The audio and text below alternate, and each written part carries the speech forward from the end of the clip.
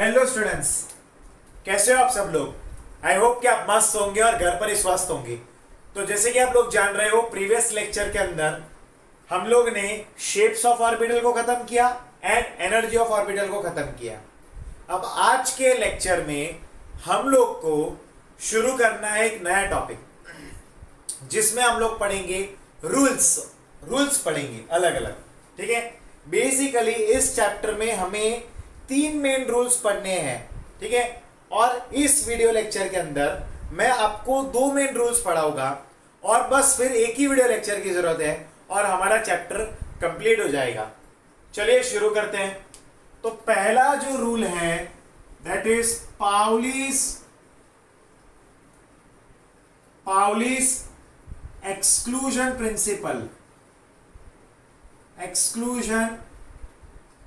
Principal.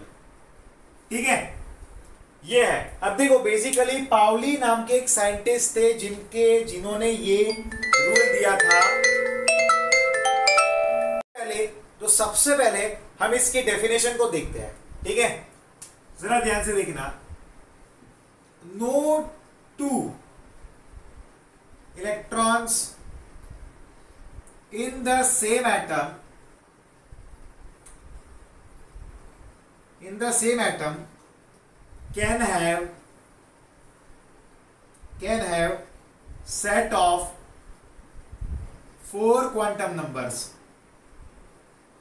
4 quantum numbers. Okay, ये बात। अब देखो, जरा ध्यान से देखो। इनका कहने का मतलब ये है कि कोई भी दो इलेक्ट्रॉन का, ठीक है, सारे के सारे 4 set of quantum number same नहीं हो सकते हैं। लाइक मान लो कि भाई n इक्वल टू 1 है, n l m s, n की वैल्यू 1 है, l की वैल्यू 0, इसकी 0। 2 इलेक्ट्रॉन्स है तो एक इलेक्ट्रॉन का प्लस हाफ होगा एंड दूसरे इलेक्ट्रॉन का माइनस हाफ होगा। अब ध्यान से देखिए, एक इलेक्ट्रॉन का सेट ऑफ क्वांटम नंबर क्या बनेगा 1 0 0 प्लस हाफ, दूसरे का क्या बनेगा 1 0 0 minus half. 4 set of quantum numbers. ये जरा ध्यान से देखना, कोई भी 2 इलेक्ट्रॉन के सेम चारों 4 क्वांटम नंबर नहीं होंगे। ये पहले 3 सेम हो सकते हैं पर चौथा क्वांटम नंबर तो बदलेगा ही। वो सेम नहीं हो सकता, कभी नहीं हो सकता, समझे।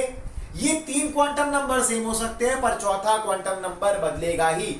यानी कि आप एक ही एटम के कोई भी इलेक्ट्रॉन ले लो, भले उसके अंदर 10 इलेक्ट्रॉन हो, 15 इलेक्ट्रॉन हो, पर उसके सारे इलेक्ट्रॉन के क्वांटम नंबर्स अलग ही होंगे। मैक्सिमम 2 इलेक्ट्रॉन के 3 क्वांटम नंबर सेम होंगे पर उसका चौथा क्वांटम नंबर अलग थलग ही होगा। समझे कि नहीं? यस, अलग ही होगा। चलिए आगे कुछ चीजें और लिखते हैं। लाइक यहां पर मान लो कि भाई कोई इलेक्ट्रॉन है, वो अप स्पिन में है, कोई डाउन स्पिन में है। मान लो कि भाई ये अप स्पिन है तो उसका s का वैल्यू प्लस हाफ बनेगा और ये डाउन स्पिन है तो इसका s का वैल्यू माइनस हाफ बनेगा। Okay, that will be minus half. अब यहां पर जरा ध्यान से देखना, यहां पर क्या होगा, only 2 electron with opposite spin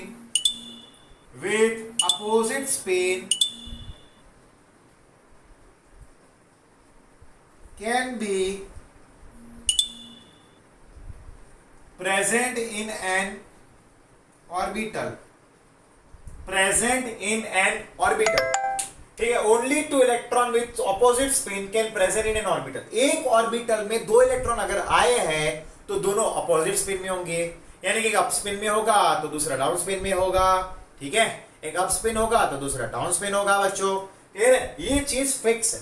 तो एक ऑर्बिटल के अंदर, बेसिकली एक ऑर्बिटल के अंदर 2 इलेक्ट्रॉन आ सकते हैं और वो भी कैसे आएंगे, विथ अपोजिट स्पिन। उल्टा पुल्टा, एक सीधा तो एक उल्टा।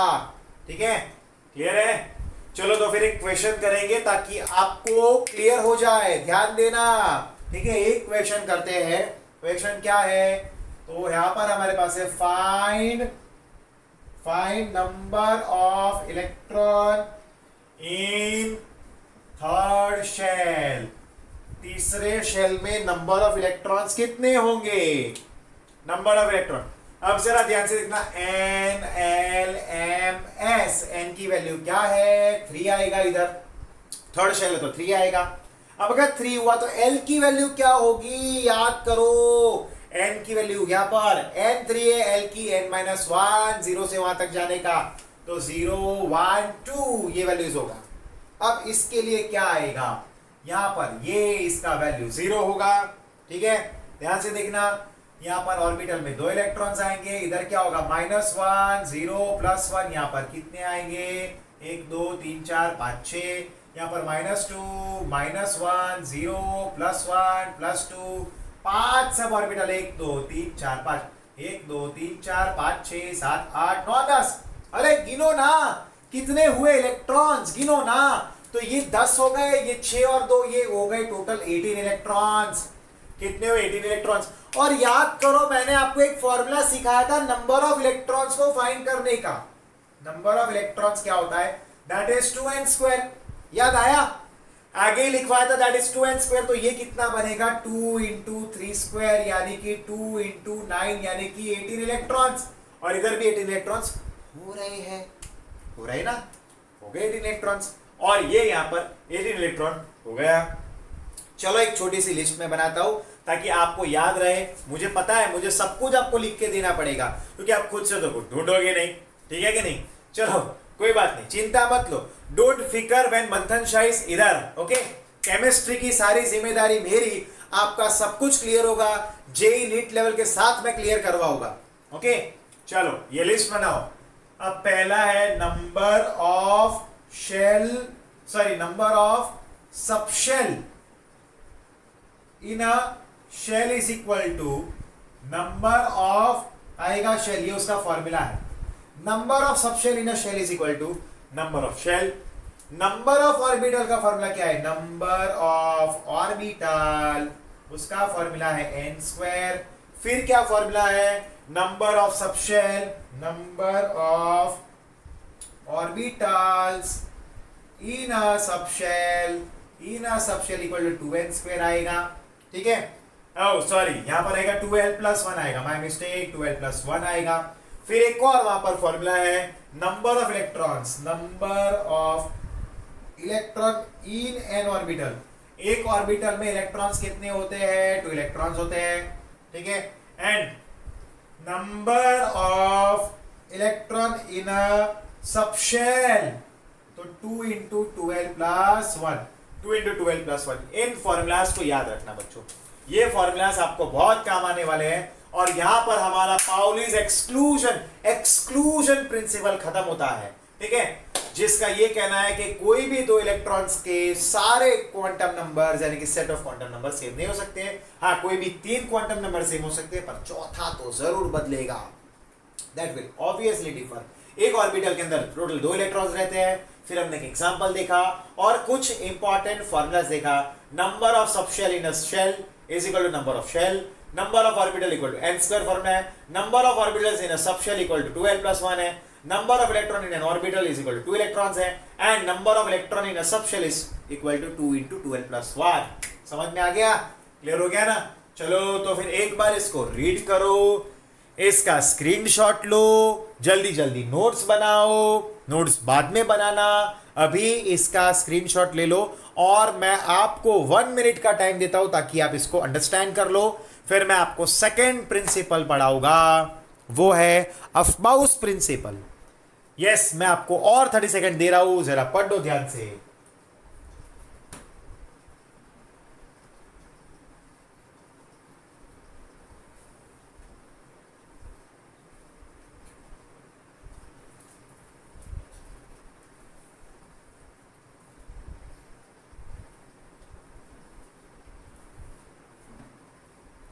ओके, चलो आगे बढ़ते हैं।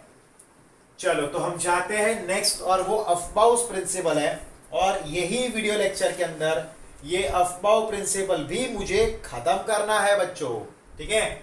और लास्ट रहेगा दैट इज हंस रूल और इलेक्ट्रॉनिक कॉन्फ़िगरेशन, वो सिर्फ एक ही वीडियो लेक्चर में खत्म। और हमारा ये चैप्टर जेईई नीट के साथ खत्म हो जाएगा कल के वीडियो लेक्चर में।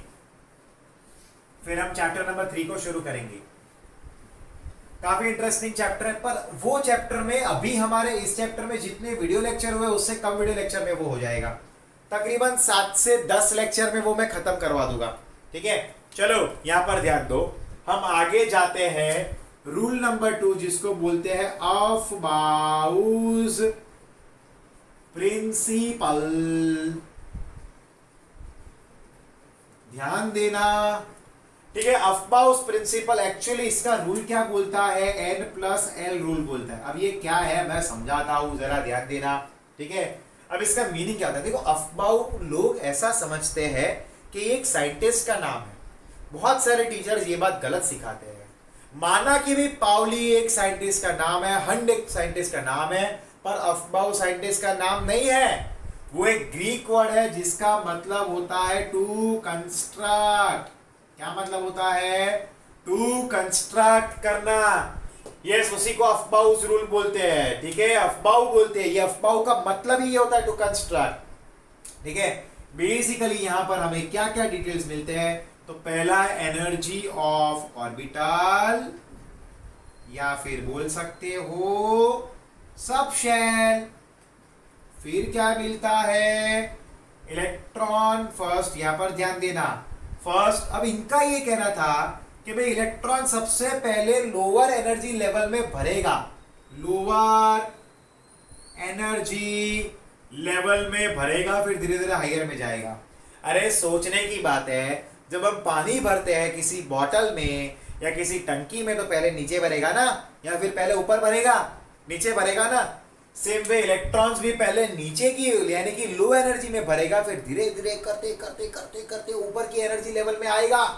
ठीक है, कैसे होगा समझाता हूं, अभी पता चलेगा। नेक्स्ट देखते हैं इलेक्ट्रॉन फिलिंग। अब इलेक्ट्रॉन को भरते कैसे है, तो increasing order of energy of orbitals, या फिर सबशेल। धीरे धीरे आप लोग जिसकी energy high, step by step जाने का, समझ में आने का कि नहीं आया ना। हाँ, चलो देखते हैं कैसे करते हैं ये। अच्छा चलो देखेंगे। अब देखो जरा ध्यान से, हमारे पास 2s ऑर्बिटल है, हमारे पास 2p ऑर्बिटल है।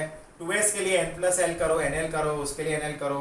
अब यहाँ पर n+l यानी कि 2+0 यानी कि 2 हुआ, यहाँ पर 2+1 यानी कि 3 हुआ है। ठीक है, अब जरा ध्यान से देखना, यहाँ पर ये 2 है, यहाँ पर ये 3 है। एनर्जी जो रहती है ना, वो किस पे डिपेंड रहता है, वो मैंने आपको सिखाया था। क्या था, N+L का रूल याद आया, यानी कि एनर्जी किसकी ज्यादा, जिसका N+L हाई होगा। और अगर याद आया होगा आपको, मैंने ये सिखाया था कहां पर, एनर्जी ऑफ ऑर्बिटल में। याद करो, वही चीज यहाँ पर आ रही है। अब यहाँ पर याद रखना कि भाई अगर ऐसा हुआ कि N+L की वैल्यू सेम है, तो जिसका N हाई उसका एनर्जी भी हाई, जिसका N हाई उसका एनर्जी भी हाई।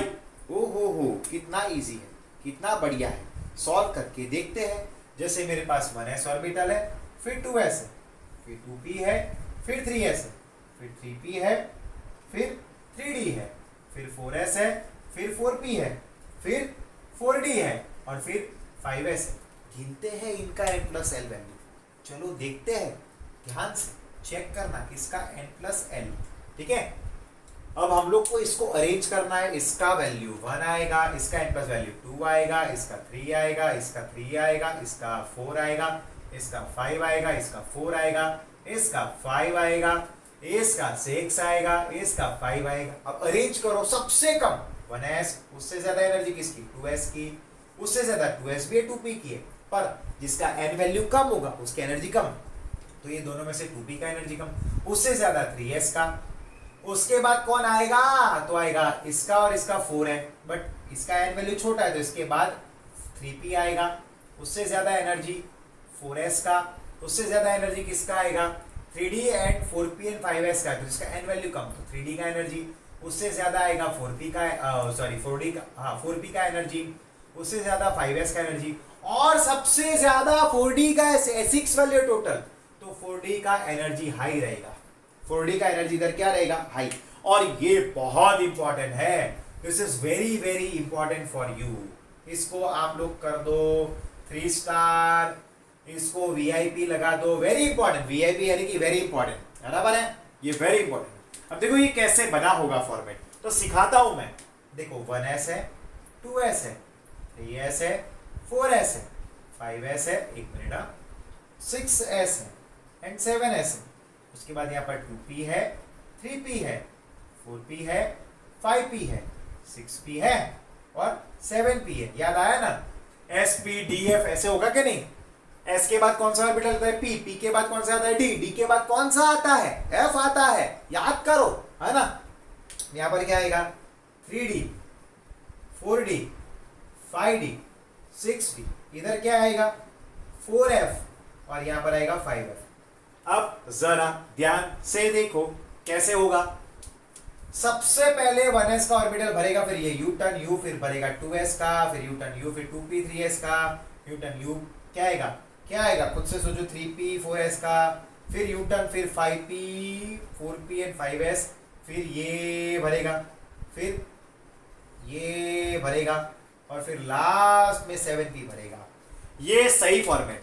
पहले 1s भरेगा, फिर U जाएगा, फिर 2s भरेगा, फिर उसके बनने के बाद 2p भरेगा, उसके बनने के बाद 3s भरेगा, फिर 3p 4s, फिर सो ऑन एंड लास्ट में 7p बनता है।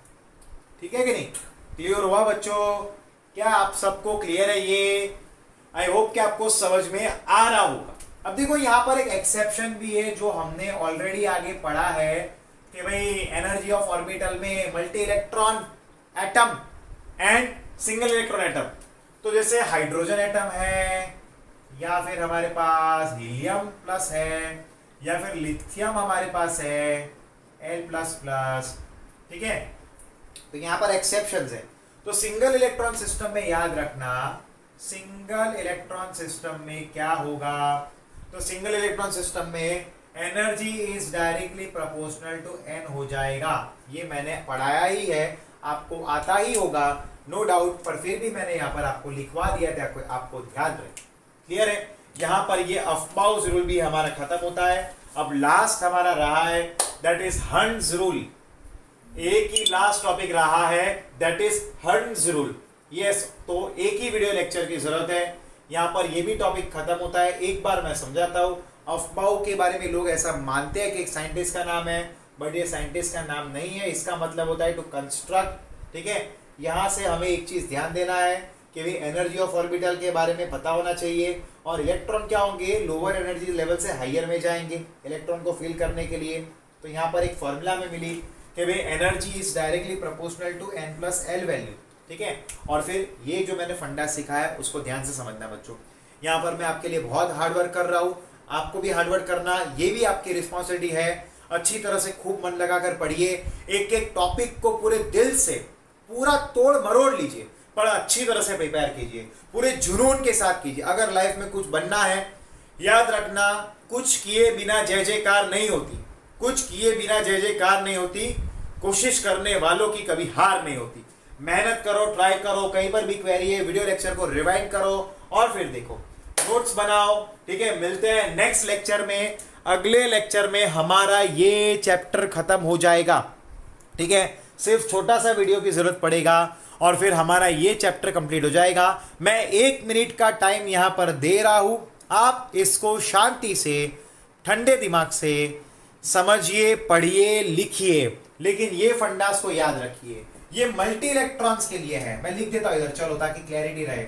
ये multi electron system, multi electron atom के लिए है। ठीक है, और ये सिंगल इलेक्ट्रॉन सिस्टम के लिए है। ये मल्टी इलेक्ट्रॉन सिस्टम के लिए ये फॉर्मूला लगेगा, that is energy is directly proportional to n+l, और वहां पर ये जो एक्सेप्शन है, energy is directly proportional to n। ठीक है, ये सिंगल इलेक्ट्रॉन सिस्टम के लिए है। इन फंडास को याद रखना। एनर्जी डिपेंड होता है यहाँ पर, तो मैंने ये डिराइव करके बता दिया आपको। याद रखना, अगर वैल्यू सेम आते हैं, चलो मैं उसको बॉक्स भी बना देता हूं ताकि आपको क्लैरिटी रहे कि अगर मान लो कि भाई n+l का टोटल सेम है, तो जिसका n वैल्यू हाई उसका एनर्जी भी हाई रहेगा। ठीक है बच्चों, क्लियर है? यहां पर हमारा ये टॉपिक कंप्लीट होता है। मिलेंगे हम लोग नेक्स्ट लेक्चर में, और नेक्स्ट लेक्चर में चैप्टर को खत्म करेंगे। तो चलो बच्चों, मिलते हैं। Till then good bye, take care and stay connected to us. Bye bye बच्चों।